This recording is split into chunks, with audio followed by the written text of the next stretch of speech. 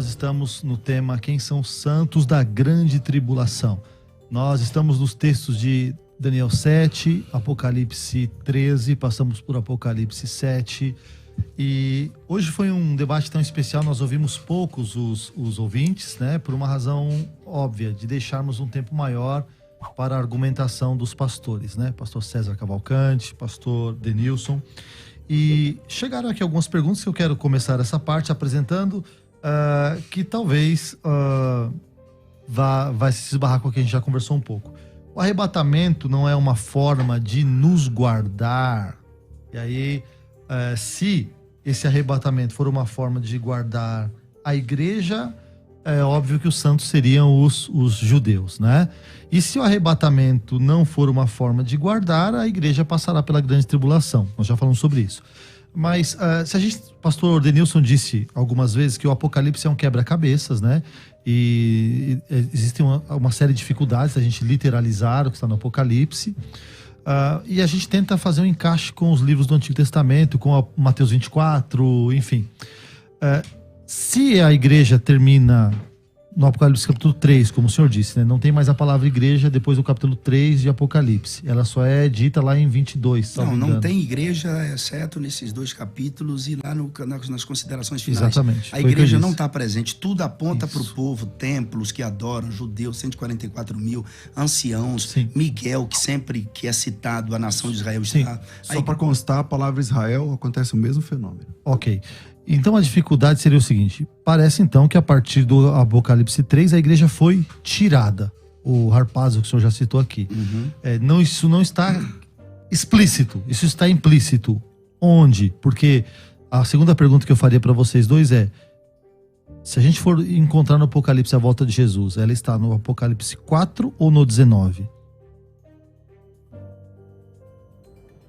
Pastor César, a volta de Cristo, a parousia no 19, vinda visível, quando todo olho verá, que cumpre-se Mateus 24, as potências dos céus abaladas, né? O sol vai ficar michuruco, diz Isaías, e a lua vai ficar confundida, porque a Nova Jerusalém brilha mais que o sol. Okay, a igreja sai com ele de dentro da cidade. Sim, e se isso acontece no 19, quem são os santos da grande tribulação? Todos aqueles que ficaram aqui, que se converterão,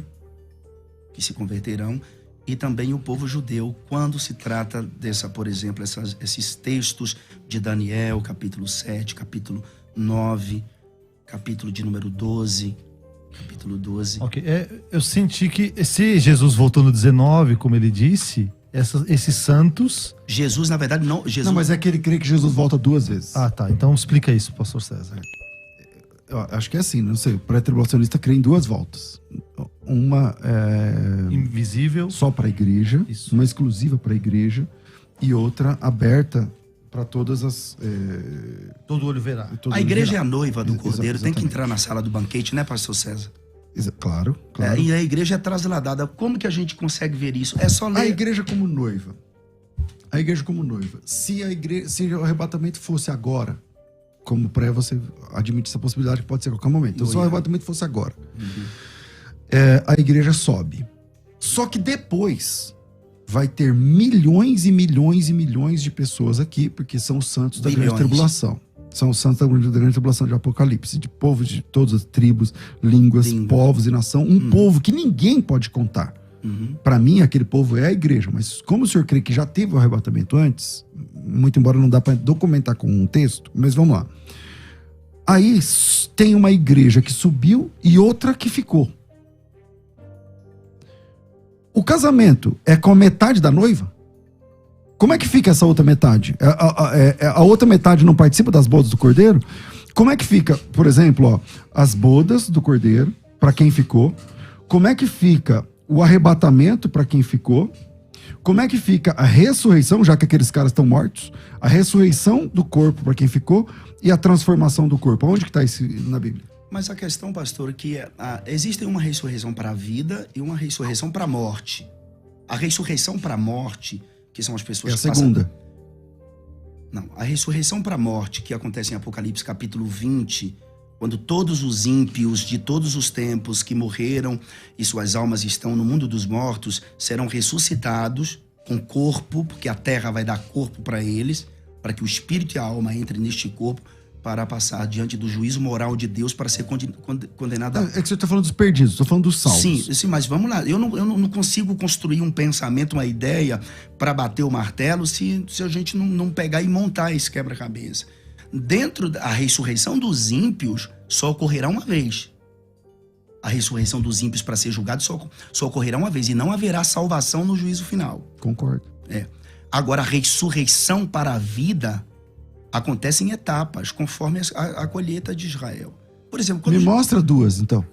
Quando Jesus ressuscitou, ressuscitaram santos. O senhor crê que aquela ressurreição é gloriosa? Santos, olha. Você crê que aquela ressurreição de Mateus 27:53 é uma ressurreição gloriosa? Vamos lá. A gente quer parar pra gente discutir sobre Mateus 27? Vamos embora. Vamos lá.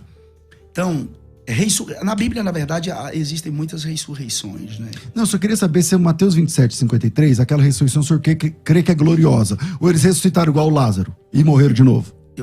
Eu acredito que eles apareceram ao seu povo, suas famílias, porque essa ressurreição não é eterna. Eles morreram outra vez. Então não foi a primeira ressurreição ainda, certo? Não, calma, pastor, calma. As duas testemunhas vão ressuscitar? Claro, tá na Bíblia.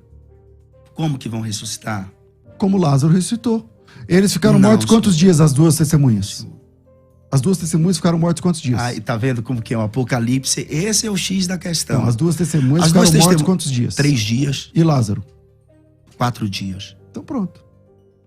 O que é que tem a ver uma coisa com a outra? Quer dizer a ressurreição de Lázaro foi uma ressurreição como a de Tabita, como a de Eutico, como a do soldado que tocou nos ossos de Eliseu. Como todas as outras. Como as que o senhor mostrou agora há pouco. Não, senhor.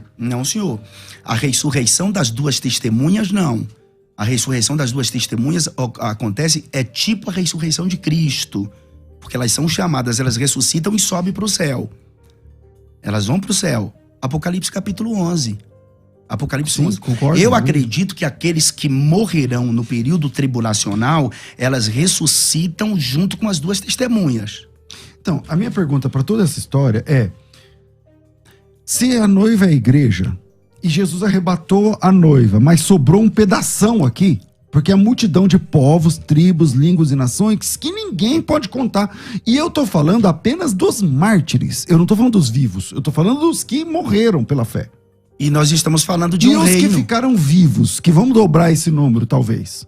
Tá. Sim. Essas pessoas, os salvos que ficaram vivos, vem comigo, os salvos que ficaram vivos, o corpo deles é transformado como e quando? Porque não tem na Bíblia isso.